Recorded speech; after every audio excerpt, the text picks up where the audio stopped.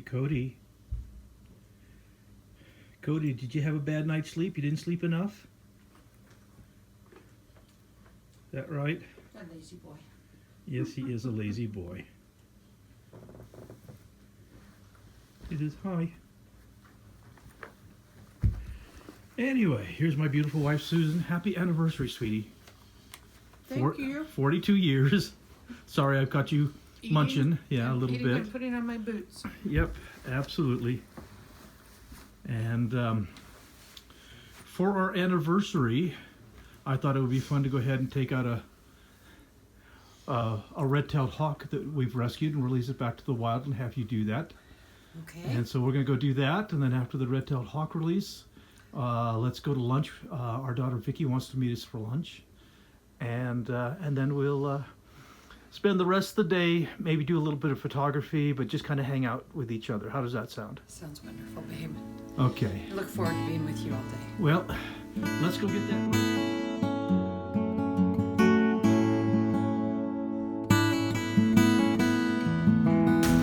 Okay, to bring you guys up to speed right now, most of you know about our red-tailed hawk that we have here. This is the one that had its tail feathers ripped out, and you can kind of peek around the corner if you like.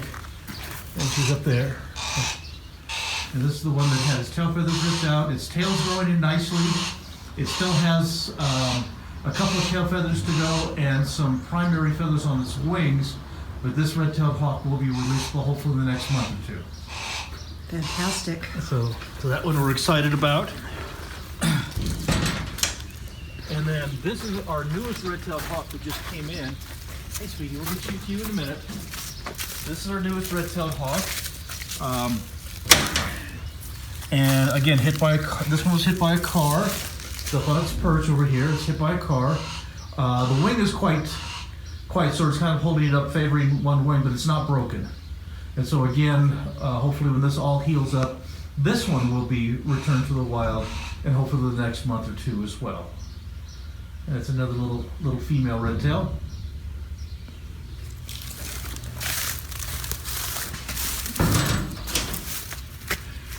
And this is the one we're going to release this morning. Oh, it's sitting right on front. It was right on the perch. Yeah, he's ready to go. And this is a male red-tailed hawk. Now this is, if you look very closely, you'll see he's really a little bit lighter than the other two. So this is more of a light phase red tail, just a little lighter than normal. And our red-tailed hawks, I've had red-tailed hawks that were almost pure white and red-tailed hawks that were almost pure black. And so they do range in color quite a bit, but he's very, very pretty.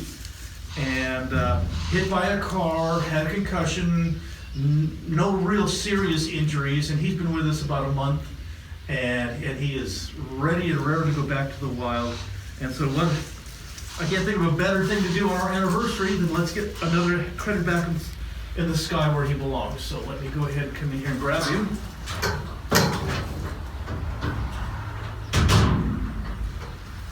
Hi, babe. Aren't you the prettiest little thing? Okay. Nope. Yeah, that's my boy. I gotta watch out for those. You got what's sticking out. Okay. Gotta watch out for those talons. Like that. You can see he got me right there. Okay. Here we are. Okay. Do you help? No, I can get him off. But you can see he's got me right there. And this is just one of the hazards of working with these guys. I'm sorry. But these are razor sharp. So I do get grabbed. You know, people ask me if I ever get bit or grabbed, and I do quite frequently. But I was able, actually, it went around the finger, so it really didn't. Goodness. It didn't puncture through my hand. You were lucky. I was very, very lucky. But that's when you're handling these wild animals. That's very, very normal. And so got him. That's my boy. I got you to put through that little hole in the net. This net is kind of shot. Okay. There's my pretty boy. Okay. So yeah, I get clawed all the time. That's just part of the game when you're working with these animals. Almost got you free, sweetie. That's why the nets get so many holes in them. This is true. These nets wear out quite a bit because these guys have super sharp talons, and gotta get them out of the net. There we go. Oh, there's my boy. I know, you just don't understand. You're not being mean, you're just being wild. And we appreciate that. We really, really do. Hi, sweetie.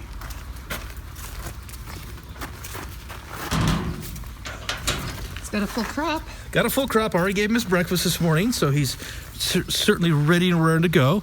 And like I said, he actually got a little bit on my thumb, just a tiny thing. Ouch.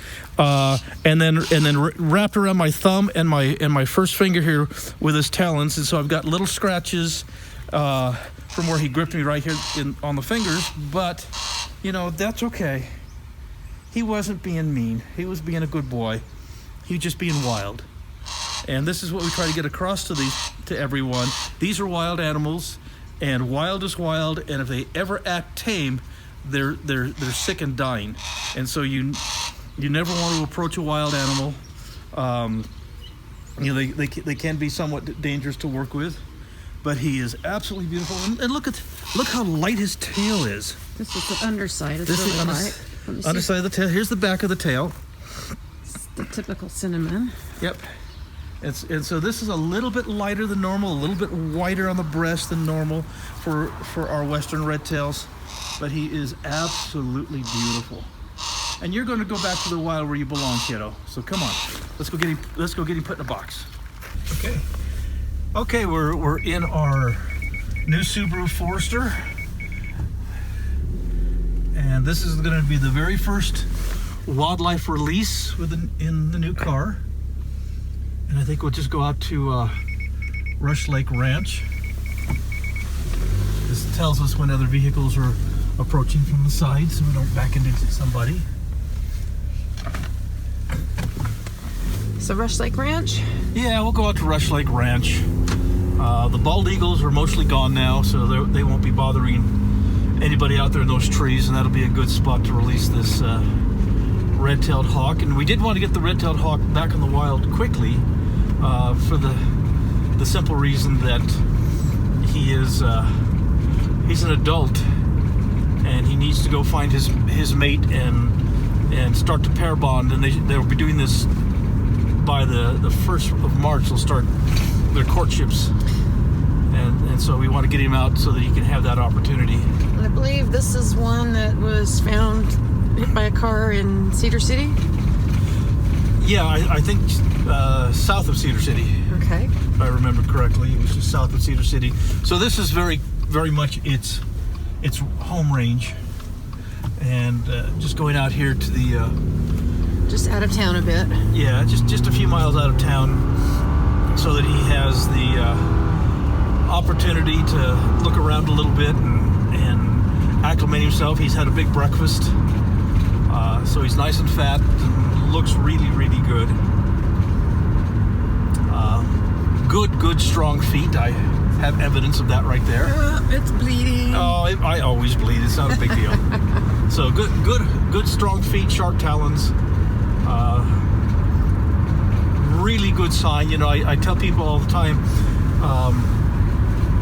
if they're willing to fight with me, if they're willing to hurt me, that means they're willing to fight for their lives, and that's that makes me feel really, really good and upbeat and positive about this beautiful male red-tailed hawk's chances of going back to the wild. So we're excited.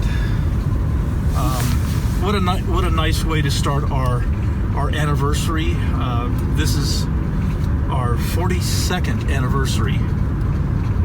I can't believe that this beautiful young lady has been willing to spend 42 years with me. My privilege. And actually, I started her early. Our very first date, I tell people this all the time, our very first date, I took Susan out with one of my hawks and to let the hawk fly free and go chase rabbits and stuff. And so that was our first date. I'm a romantic kind of a guy.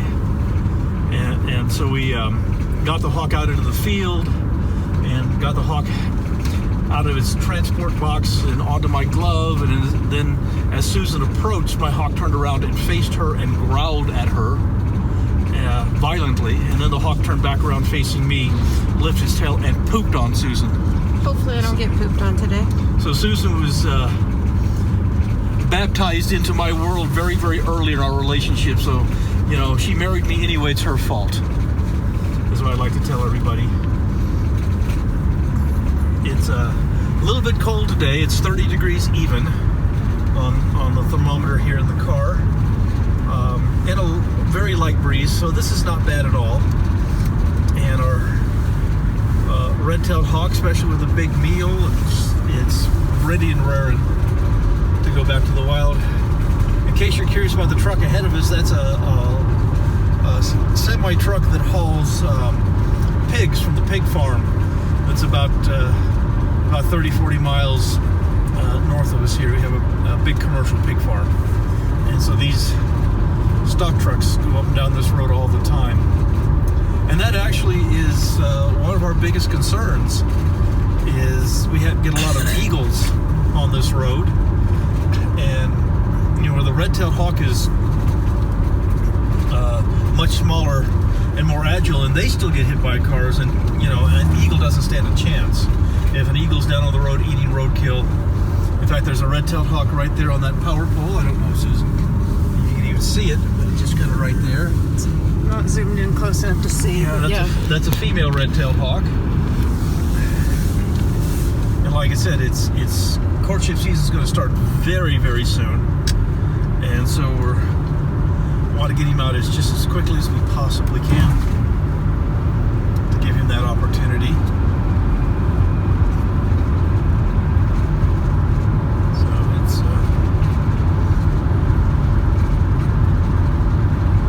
nice place to let the birds fly. And now, for all of you that have been kind of following Belle and I on our little falconry excursions, this is where I fly Belle. This is where we come out to chase jackrabbits. And to be honest with you, the falconry season is coming to an end very, very quickly. The falconry season is September through February. Belle and I have decided we're going to stop now, for the simple reason that most of the jackrabbits out here and the cocktails out here, they're all pregnant. And I don't want Belle catching a pregnant rabbit. That's a bad thing. And we have another, well, that looks like a raven flying ahead of us. No, it's a red tail. It's just caught something. Let's slow down and see. There you go. Isn't that a beautiful? That's a dark morph red-tailed hawk going up to the pole. Oh, we interrupted it. Sorry, interrupted it. Didn't catch its breakfast, but that's a dark morph red-tail. Much, much darker than the one that we're going to release today. The Southwest Wildlife Foundation of Utah is a non-profit organization dedicated to wildlife rescue and rehab, education, and the development of the Cedar Canyon Nature Park. Our founder, Martin Tyner, is a federally licensed falconer, rehabber, propagator, and educator with over 50 years of experience. If you would like to learn more or help us help critters, please visit www.gowildlife.org.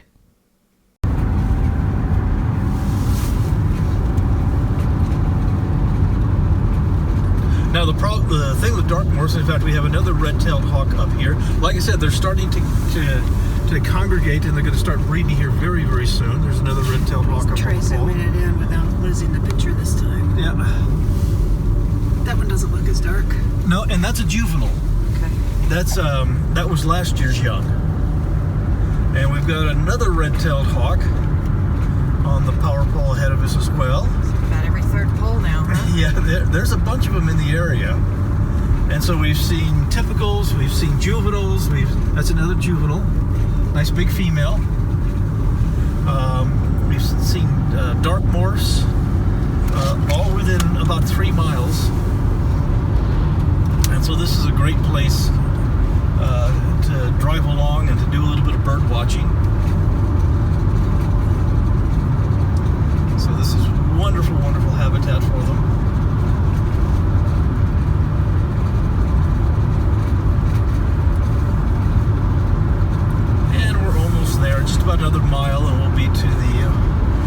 Lake Ranch.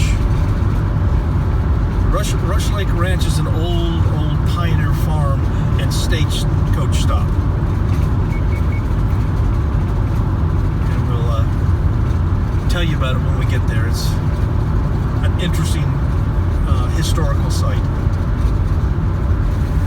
Somebody flying up high. Just Yeah, a couple of ravens are up, just starting, and they do. You know, it's 10:30 in the morning, and so I'm actually a little surprised to see the red-tailed hawks still sitting on the poles, because usually by now they've had their breakfast and they will start to go soar. And I haven't seen any eagles, although eagles are already up and soaring. We do see a lot of golden eagles here, sitting on the power poles first thing in the morning. Again, looking for breakfast, looking either for roadkill rabbits, or if there are no dead rabbits on the highway, then they'll basically hunt the jackrabbits in the area.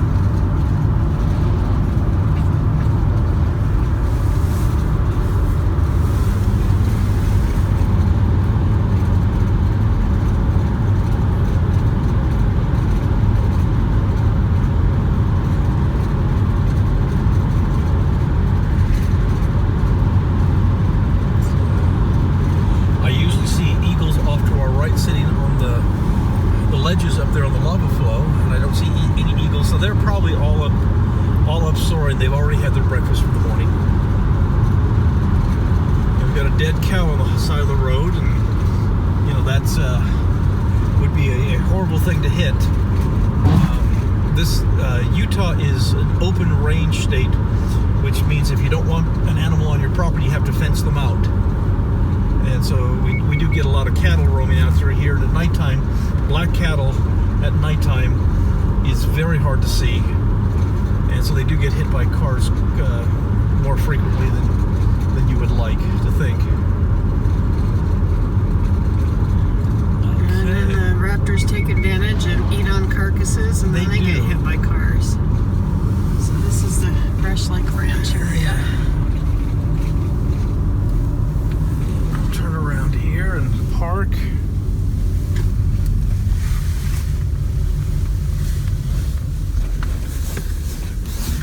And I don't see any eagles in the trees. That's good. Okay, this is Rush Lake Ranch, and like I said, it's a really interesting historical site. You can see this black rock wall. All of the rock, and this black rock wall surrounds the property. All of that black rock actually came from across the road over that lava flow. And so they would take wagons, horse-drawn wagons, and lots of kids, and they would load rocks up from the lava flow and bring them across the street. Of course, then there was no street, to build this rock wall. And so if you ever come out here and you're looking to do a little eagle watching here in southern Utah, the trees right there is a great place to do eagle watching. The eagles usually come in about mid-November, and they'll stay until about end of February, 1st of March. So they're starting to head north right now, the eagles. The buildings right here, this is the old farmhouse and a barn. There was a wooden barn right there that's collapsed, and they would have a stagecoach route that would come from that direction. It would come literally down from Salt Lake and hit several small towns along the way. And the last small town is Minersville. And Minersville is about 25 miles from here. And so they would get fresh horses in Minersville and then come here to Rush Lake Ranch and get fresh horses here at Rush Lake Ranch, and people could get out and stretch their legs a little bit at the stagecoach stop. And then from here, then they would go another 20 plus miles that direction down to Cedar City. And the reason that we call this Rush Lake is this whole area out past these trees was a wetlands, and the water would flow in from the mountains above Summit and Parowan and come across the desert here and fill this wetlands. This was also part of what was known as the Great Basin, and this was basically part of a huge inland sea at one point in time. But in recent times, pioneer times, this was a wetlands for waterfowl. And when the Pioneers moved here. They then diverted the water over in the Parowan Valley side, and the stream dried up, and so this is why this is nothing but desert any longer. And so we've lost our wetlands for the wildlife, unfortunately. Well, let's go ahead and get that red-tailed hawk released. And there's my sweet wife Susan. We'll kind of come over here.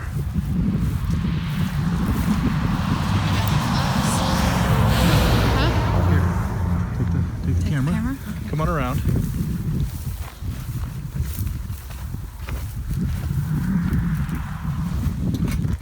Let's see what we've got here. There's my friend. Now, as you see, let me come out here where you can see her a little bit better. Okay, she has a hood on. Come out into the sun. Yeah, let's get out in the sunshine. She has a hood on. And what that hood does is when we transport them, it just covers her eyes so that she can't see. When her eyes are covered, she can't see. She doesn't get frightened as much while we're transporting her in the car. So she just basically lays very, very quiet. And so that's kind of her stress protection, is that hood. And so that's why falconers put hoods on birds, is not to be mean, is to actually to help keep the birds calm and comfortable and not to become too frightened. But we're going to fix that right now. We're going to remove that hood. Walk her away from the road, closer to the wall. Well, I'm going to let you release her. Oh. You get to release her, or release him. It's a male. Hi, sweetie. There we go. There's my little boy. Yes, you are. You're a beautiful little boy. Okay. Like I said, a beautiful little western red-tailed hawk. Lighter than normal, kind of a light phase. And he needs to go back to the sky where he belongs. So we're going to trade. You know how to hold him, so I don't have to worry about Susan. She's done this many, many times. And she's got our little friend now. So let's go over to the wall.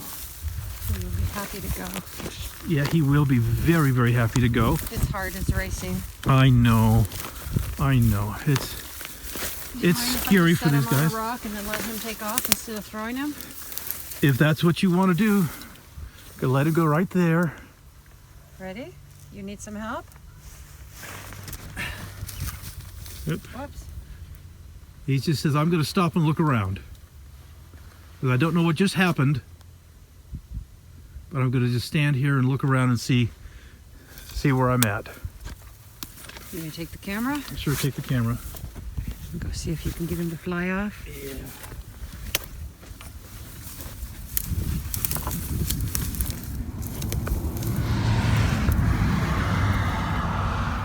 Make sure he flies well.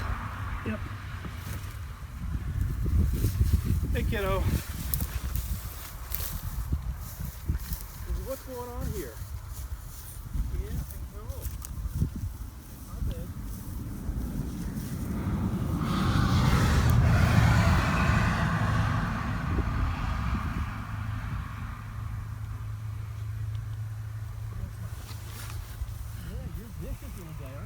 He wants to get you again. He does. He got me once today, and I want to get me a second time.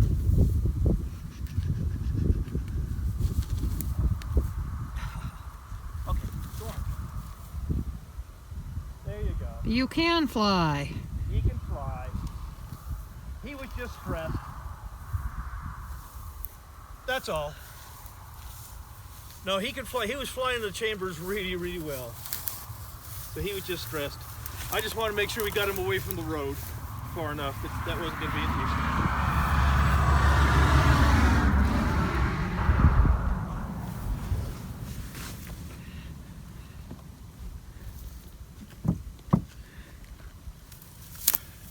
I don't really. That wasn't a really spectacular release. That's because you gave it to me. Huh? That's because you gave it to me. That's all right. But it wasn't a really spectacular release, but that's okay. He's back in the wild where he belongs. He flies fine. Like I said, he's been flying around the chamber for the last couple of weeks doing really, really well. Anyway, wonderful